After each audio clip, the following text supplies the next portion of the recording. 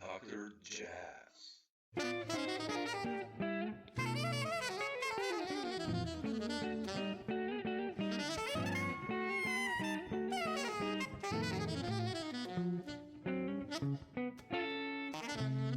Thanks for finding the time. Appreciate it. Yeah, for sure, man. Thanks for calling. It's I listened to the new record and it's like, whew, okay. Oh, great. Thank you. It's I'm glad somebody heard it. oh, come on.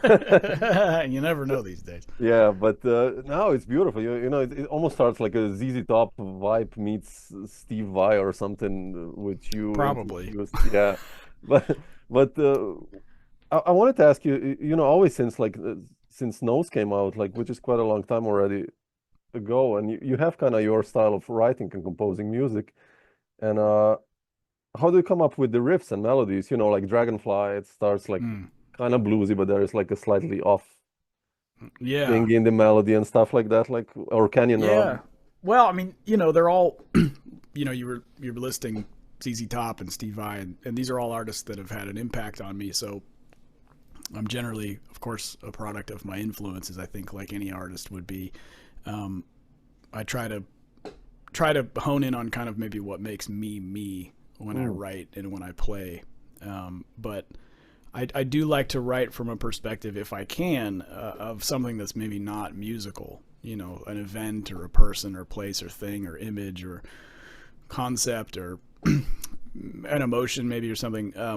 So at least that way, I feel like the song has a focal point where everything that I'm contributing musically has to represent this non-musical entity. So mm, Dragonfly was the picture in my mind's eye was two things really. It was a dragonfly, obviously, because because I was watching a bunch of like nature documentaries, and I don't remember which particular one this was, maybe Planet Earth or something, but yeah. there was a montage of these dragonflies that they film in like super close up, right? Mm, And they're getting chased by frogs and all this stuff. And I thought that was a kind of a cool concept. And I also, at the time, I think it was when the first Dune film came out. okay. Not the first one from 1981 or whatever, but Yeah, yeah. the remake. And I thought that those dragonfly helicopter things that they had were super cool looking. And so I kind of had these images of dragonflies in my mind, and I had sort of stumbled upon that riff, and it was kind of a frenetic, sort of frantic riff that reminded me of like a rapid fire wing beating cadence Mm, of a dragonfly. So I had that insect image in my head throughout the writing of the tune, but a lot of it is sort of like I like to have a really cool involved hook of a riff, and then I like to kind of smooth it out mm, with some nice harmony for the melody. And so that's kind of how that tune mm. came to be. I didn't want the whole thing to just be a riff. It needed Yeah, a yeah. break. The listener wants something different after hearing a riff. Sure. And so a lot of it is that kind of, compare and contrast of flavors to kind of Yeah, get the that I noticed. Yeah, yeah. exactly, yeah. Do you have like a Thank you. book of riffs that you or like Not a book. or like I mean like or that you're I doing have a a thing? hard drive. Yeah, Yeah. okay, yeah, Yeah, I have a hard drive and I have an iPhone yeah, yeah, that's yeah. full of, little. I Snippets. film myself mostly. I don't, just Oh, so I really? can, if I Okay. forget how it, like just, like if I can see it on the fretboard, then I can remember it much easier when I'm coming back to it. Smart, yeah. Yeah, write Yeah. tab even. If I write a riff, Yeah, I've I could written do like that. That would take me forever. oh, okay. I've Yeah. written sheet music for riffs, and then it sounded great, and it was in notes, and I was like, shit, man, Right. You're like, what was I doing? yeah, Yeah. and then It's then I just easier for me just started, to yeah, film it. yeah, it's Yeah. better, yeah, Yeah. I just got to interesting, make sure I never, lose my phone, or I update, I got to do the backups and all that kind of stuff. But mm, after a while, I'll dump them all onto a hard drive, so I have everything kind of cataloged. yeah, yeah, interesting. Yeah. No, no, but beautiful, yeah. I love the riffs, like I said, and it's a slight Thanks. change also from Fly Through It, I think. this album? Oh, very different. It's Yeah, like I mean, complete. yeah, What completely. happened? Yeah, I mean, How come you what decided to happened? go that way? Well, Fly Through It was a departure to begin with. I mean, it was a Yeah, trio record. You know, exactly. everything was just live in the studio, It's a all in the beautiful same one. room. Mm, Thank you. Yeah, beautiful record. it's kind of a under the radar Yeah. Mark Lettieri release, but I do really think it's cool, and it was a very easy record to make. I mean, we did it just like an afternoon. You know, we did like 3 takes of every song, and that was it. Um, but yeah, I mean, Can I Tell You Something was, you know, that's a full-fledged Mark Lettieri record with production and arrangement and overdubs and all that. And I think that I like to express myself in so many different ways as a writer that Mm, it's fulfilling to me, but also possibly a little bit confusing and or polarizing to the listener because they don't, you know, they don't know what to expect, or they want to hear a certain thing and they get that's good. something else. And Yeah. you know, I think the diehards appreciate the whole thing, and then, you know, there's some people that just want to hear the baritone funk, you know. And so I have to kind of like remind them that there's other stuff that I do too, but it all still Exactly. sounds like me, I hope. Yeah, no, I mean, come on. It's like, you know, if you think of Bill Frisell, let's say, you know, Yeah, you know you're gonna get Bill Frisell, but right. you're gonna He can get him do so like many either in things. this melodic way or some weird out Yeah, shit, but it's sure. still Frisell, you know. Exactly. It's like, Yeah, I mean, I think every great guitar artist that's yeah, been an influence of mine is real diverse. I mean, and they have a way of sounding like themselves no matter what they're doing, which is my goal. I want to sound like Mark Lettieri, whether it's a trio ballad record or like a highly advanced baritone shred session or something. yeah, You know, yeah. so That's yeah, fantastic. Yeah. You mentioned you know, or I mentioned rather, uh, Hendrix and ZZ Top and these guys. Like, yeah. what was the trigger for you that you actually? I mean, playing guitar, obviously it's rock and blues. That's but then what was the path that led you kind of also into this more fusion-y, Mm. jazzy improv? Did you have like a specific moment that you heard someone or? Um, yeah, maybe kind of. I think it was a lot of little moments. I mean, because you know, I grew up idolizing Jimi Hendrix, you know, of course, and Santana and a lot of the kind of classic rock, Clapton, and you know, that stuff from the '60s and '70s. And then as I got a little more facility on the instruments, when I started gravitating to Eddie Van Halen and the Steve Vais and the Satrianis and the Eric Johnsons and those great sort of soloists and Yeah. instrumentalists, I should say. But I got really into Jeff Beck in Oh man. college, Oh yeah. obviously, you know, who didn't, you know, and John Scofield, you know, Oh really? Okay. um, yeah, for sure. And then a lot of like soul and R&B music, you know, Stevie Wonder and Prince and Steely Dan, although Mm, I love that would stuff. maybe be somewhat of a gateway, I think, to me, between rock and not rock. But they were really important. Herbie Hancock, for sure. I started getting into a lot of gospel music in Oh college, really? Oh. um, and a lot of like session guitar players that I started to gravitate to and check out. Um, but I remember, I guess, a funny little story.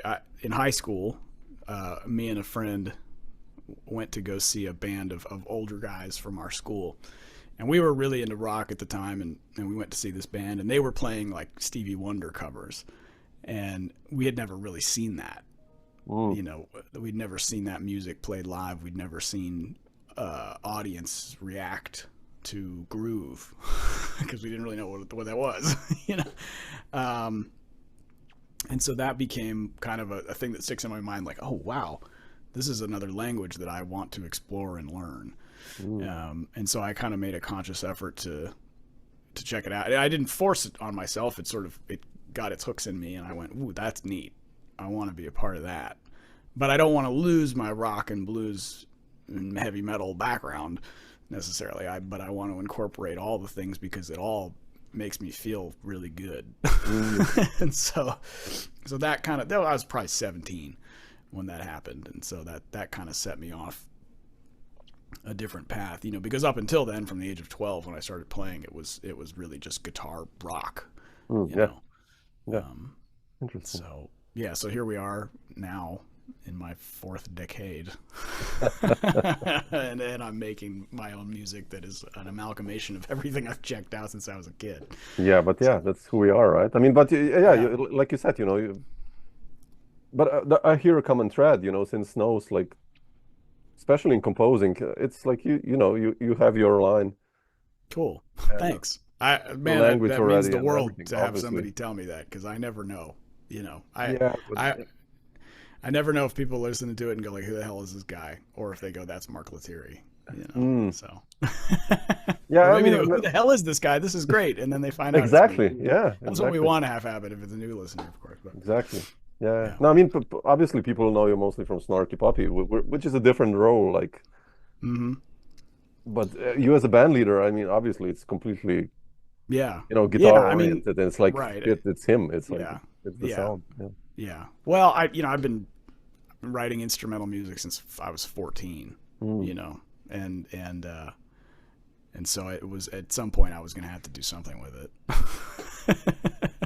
Do you like that role of band leading? Have your own band, and like, how do you feel I mean, progressing yeah, I from? think creatively it's incredibly fulfilling, because it's my stuff and I can do what I want, essentially, not from a place of ego, but just from a place of I have an Creativity, outlet yeah. for what I want to do artistically, but it's also a lot of work, I mean, it's like the Marines, first in, last out is what they say.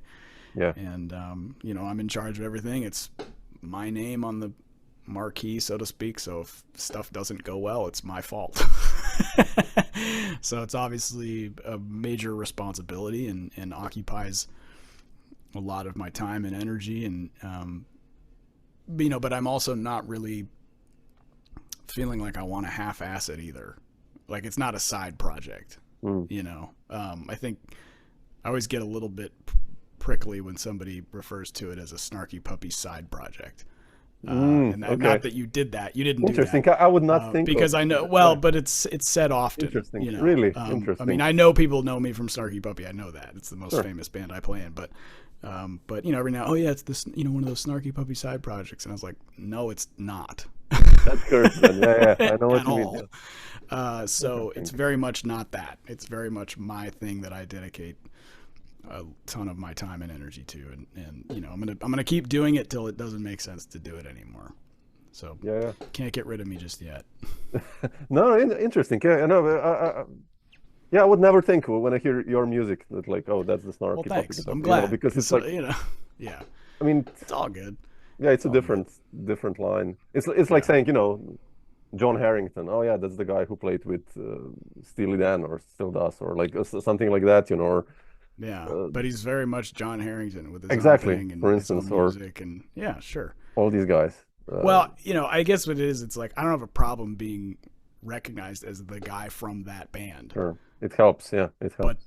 But don't call what I do a side project. Yeah, that means those people didn't listen. Don't call the music that I've been developing since I was a teenager a side project.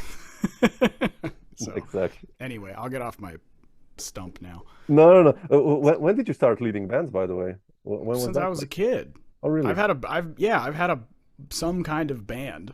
I mean, in a garage or a church basement or something. Playing your music, basically. A kid playing tunes that me and my friends wrote, or that I wrote, or that me and a singer wrote. I've always had that kind of creative outlet. Yeah, to varying degrees of non-success, but it's always been there. Yeah, as a guitarist, we kind of tend to do that. Yeah, sure. Yeah. We mentioned Snarky Puppy. I mean, I was gonna go there, but at a certain point. But how did you guys?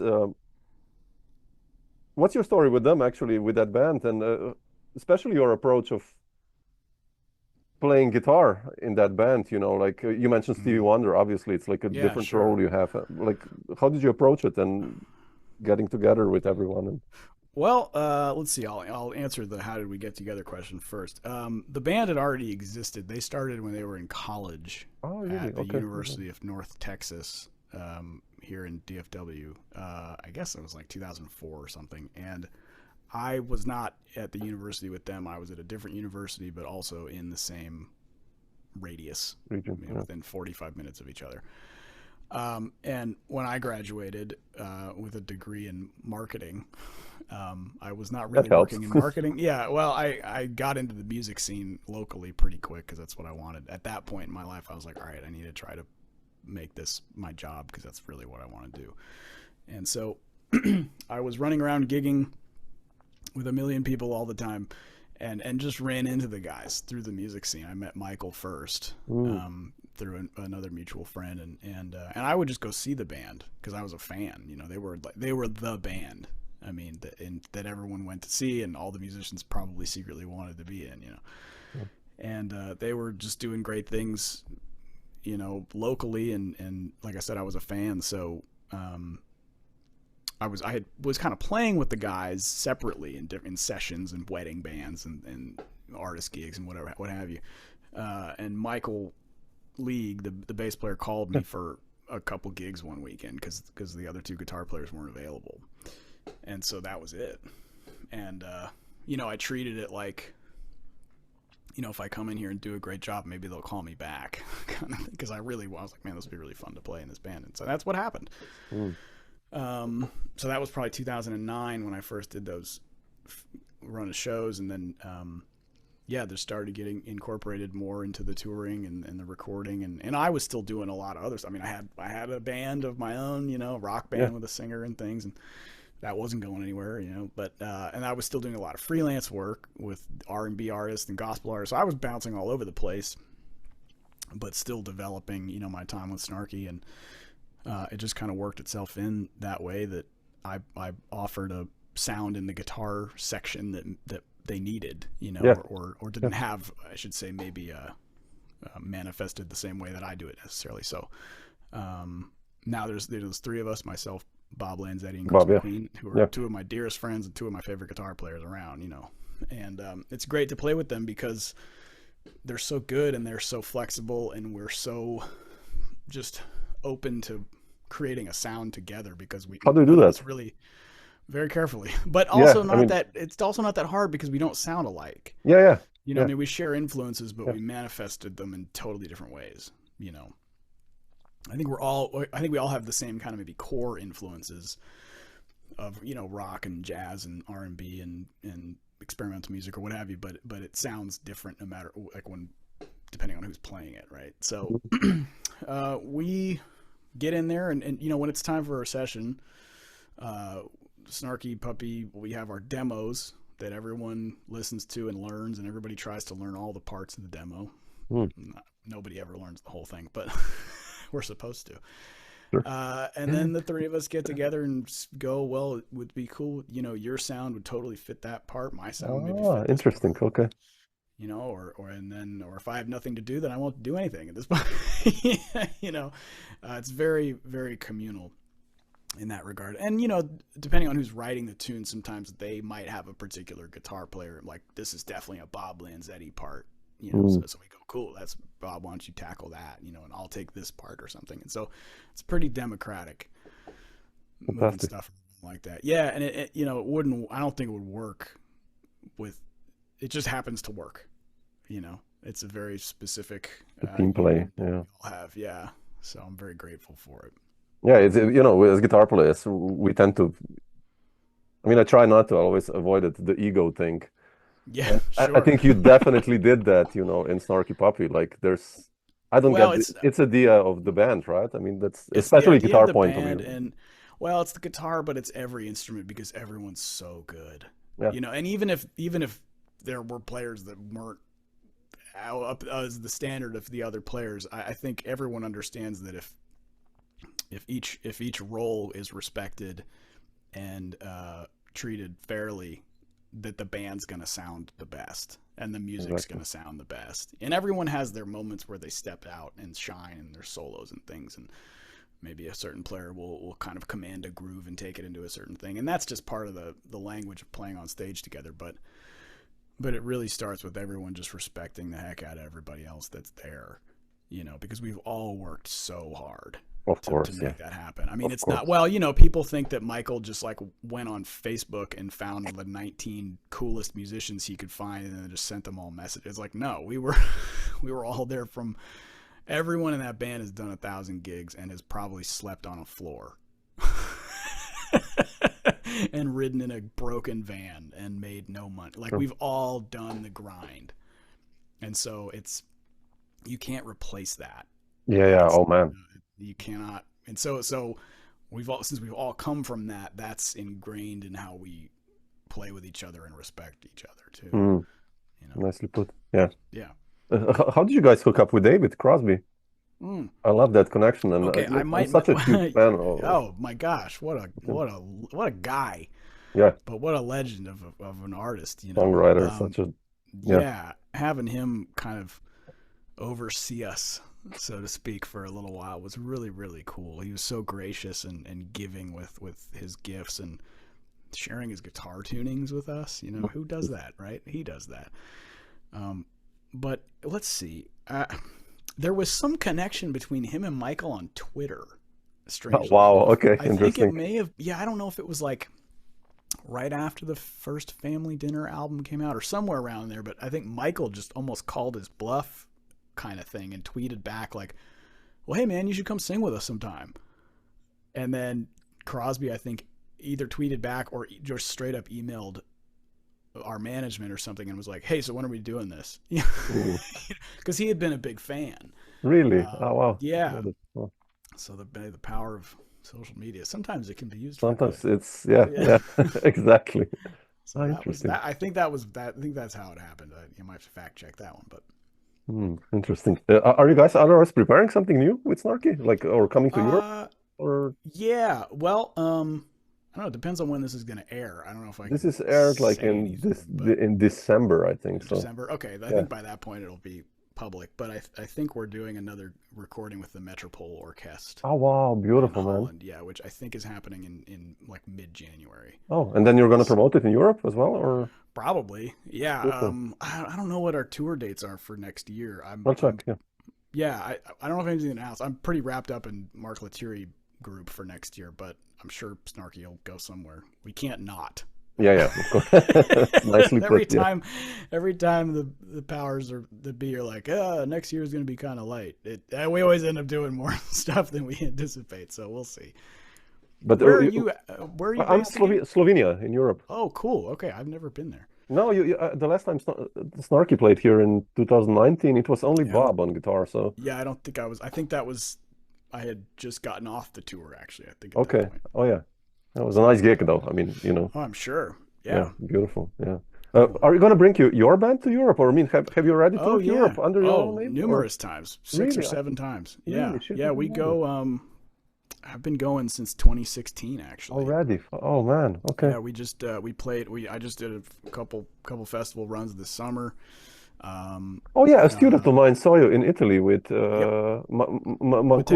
Matteo, yeah, exactly. Yeah, he sent me a pic of that gig.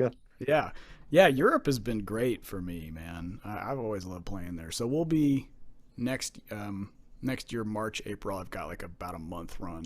Oh, fantastic. So I don't know if we're coming to Slovenia, but maybe Austria, or something. Somewhere close. Yeah, we're definitely doing a lot of gigs in Germany. So okay. I'll try to follow your schedule, and definitely. Yeah, wow, fantastic! We'll love to see you. Yeah, man, for sure. Otherwise, you've done so much stuff and so many bands actually, and there's like the Fearless Flyers also, and what's the story there? And I mean, it's talking about killer rhythm sections also again, with Joe and. Yeah, totally. The monster Nate, and like, how did you hook up with those guys? And man, that another kind of internet. Really? Kind of, yeah. Well, the band's concept was formulated by Jack Stratton from Wolfpack. You probably know Jack. And I guess he had this idea of like guitar in 3 registers, and then Nate Smith on drums. And that's just how Jack thinks. He comes up with these wild ideas. And so Corey, obviously from pulling from the Wolfpack crew, Joe will be the low end, Corey will be the top end, but they need a middle or a baritone register guy, and then hopefully Nate will want to do it. So that was kind of how it was put together. So I got an email from Corey, and I knew him, but we'd never met. And he was like, hey, we got this idea for this new band. And it was like, I'm going to play guitar, Joe's going to play bass. Hopefully you can play baritone, and hopefully Nate Smith will play drums.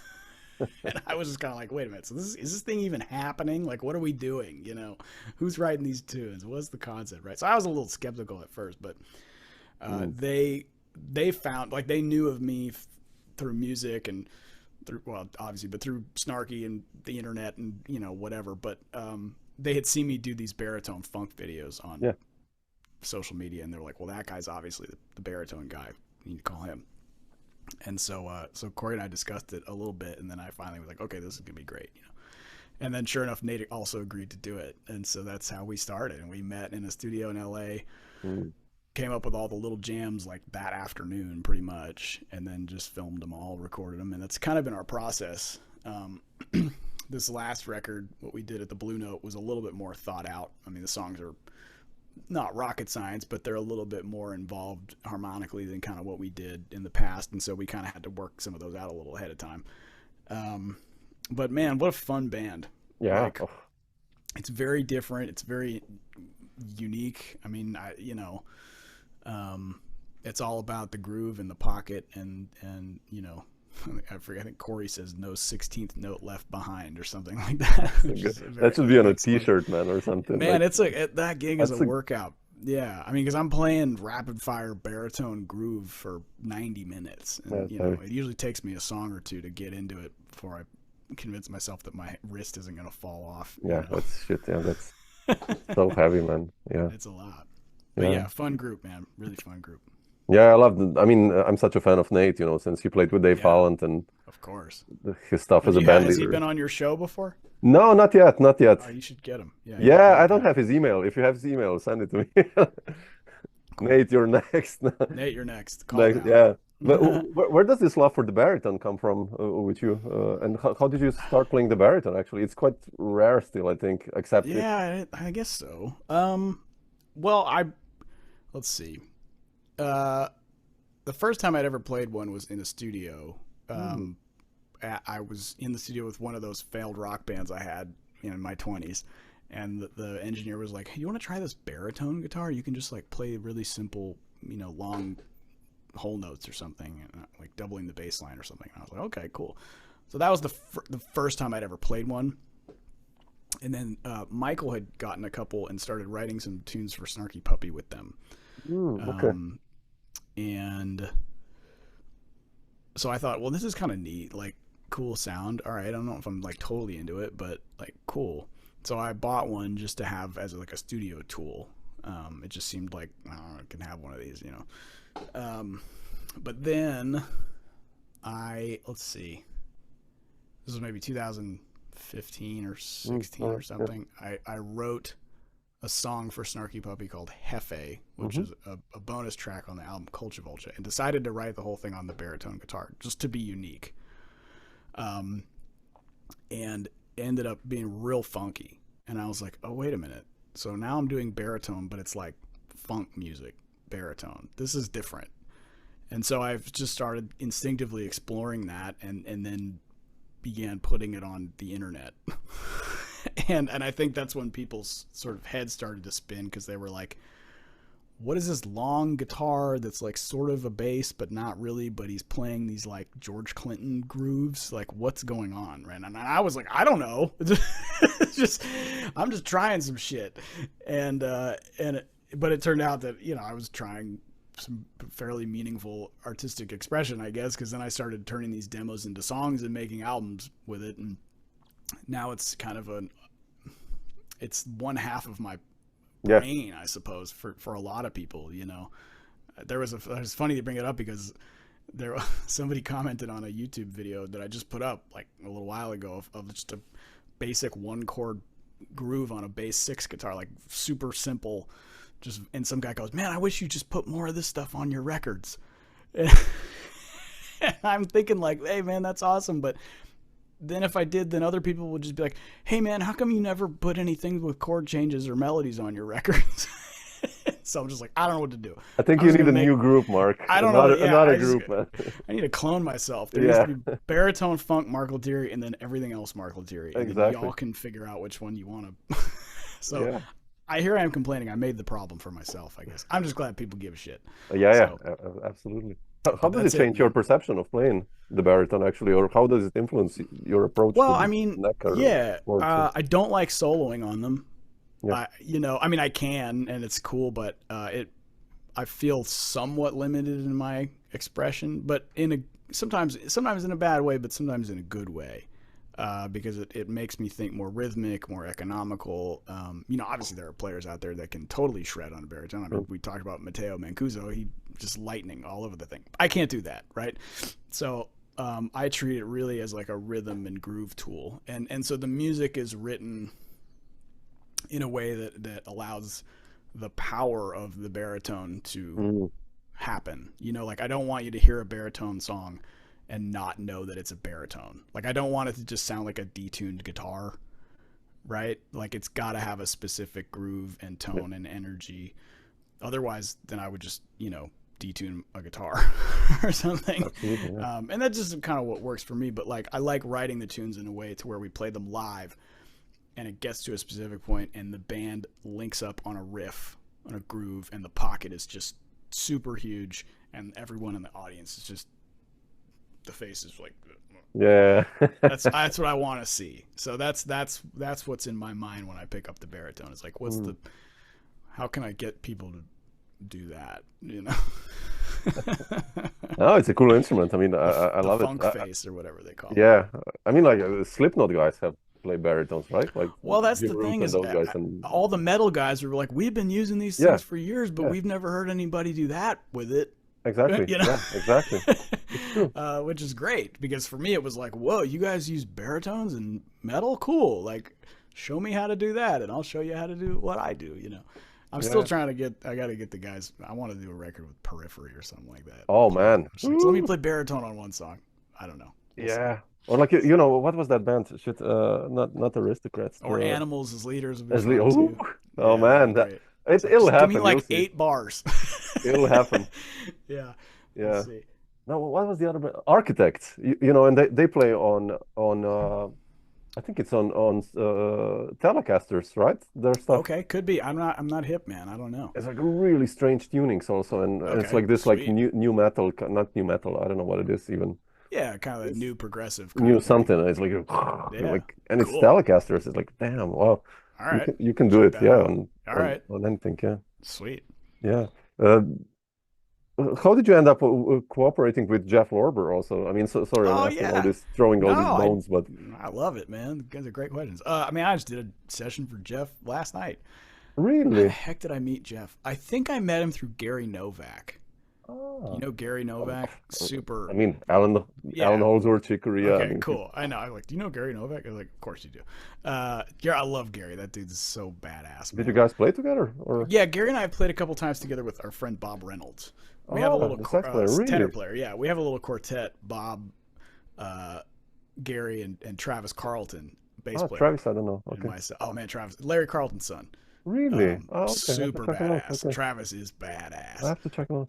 Yeah, so we have a little quartet. We get together. Actually, we're playing next month. We're doing a couple nights at the Baked Potato together. We just Okay. call tunes and play, goof around, but with purpose, right?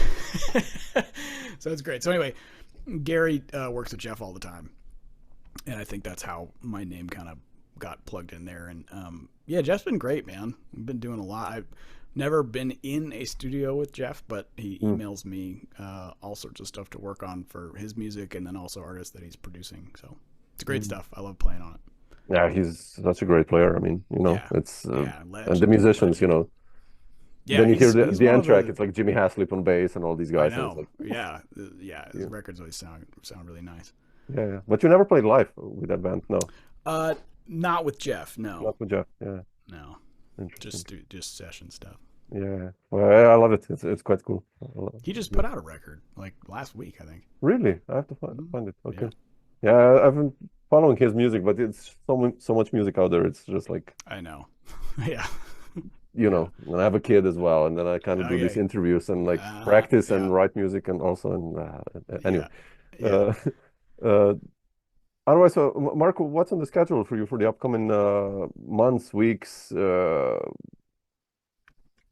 You let's know, some new see. records also you've been working on, or as a sideman, or Yeah, well, let's see. So yeah, Jeff's record just came out. I mean, the my baby is Can I Tell You Something, the new album that I just put out, and so 2025 is going to be kind of the year that we really tour that. And I guess by the time this airs, I will have finished a tour with Corey Wong, kind of as like a featured member of his band. So we're going to play a little bit of my music, but mostly his stuff with two guitars. fantastic. Yeah, so that will be great. I'm really excited about that.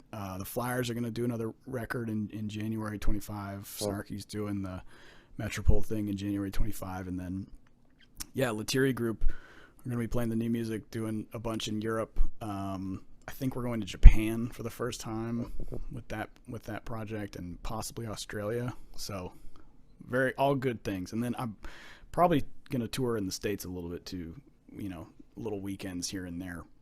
The States is probably heavier, right? In a sense. I don't know. You know, it depends on where you go, I guess. The U.S. is really big. Yeah. So it's sometimes kind of hard to get around. At least, you know, in Europe, the hard part is getting over there. But once you're there, everything's pretty close. You know? Yeah, you go from Munich to Vienna, it's everything. Exactly. Easy, Hop on a train or something, right? Yeah.